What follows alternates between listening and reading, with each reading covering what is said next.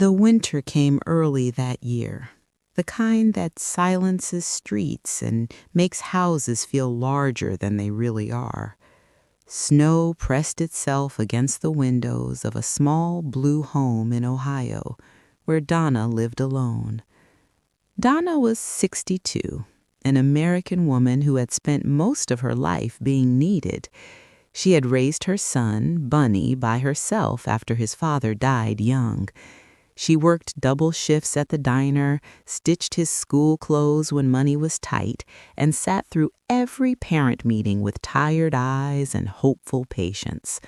Her world had slowly narrowed to one purpose, making sure Bunny would never feel alone. But now the house echoed. Winter vacations had always meant something special to Donna. When Bunny was younger, they stayed home together, drank cocoa, watched old movies, and laughed at the same jokes year after year. Even after he grew up and moved to the city, she still waited for winter, believing it would bring him back, even briefly. This year, she called him in early December. "Bunny," she said softly over the phone, already smiling, "are you coming home for a winter vacation?" There was a pause on the line. She heard traffic, distant voices, a life moving quickly without her. "Mom," he said, sounding tired, "I don't think I can. I'm going on a trip with friends." Her smile faded, but she tried to keep her voice steady. "Oh, I see. Maybe I could come with you? Just to be near." Another pause, longer this time. "I don't have the money to bear you on the trip," he said, blunt and rushed, "and honestly, it wouldn't really work." The words landed heavier than he meant them to.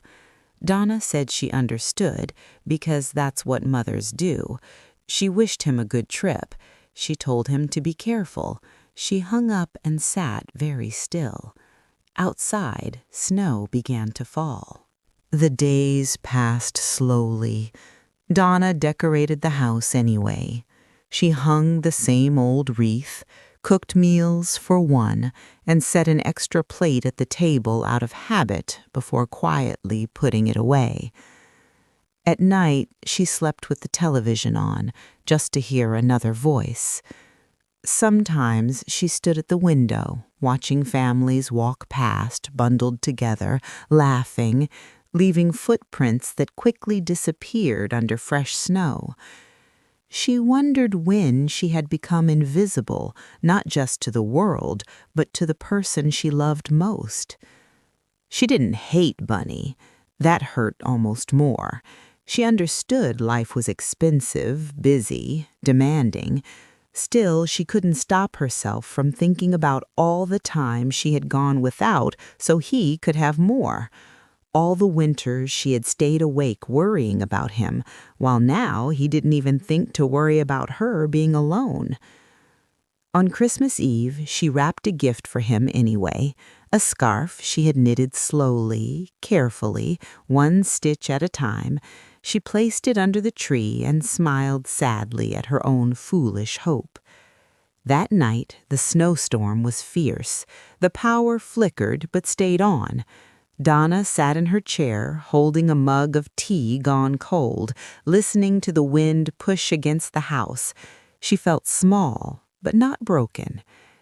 In the quiet, she realized something painful and true. Love doesn't always come back the way you give it. Sometimes it moves forward, leaving you standing still. Yet the next morning, she woke up. She shoveled the driveway. She fed the birds. She lived. Because even in sadness, Donna carried strength, quiet, enduring strength that no one had taught her, but life had demanded. And though winter was long, she believed, deep down, that warmth would find her again someday.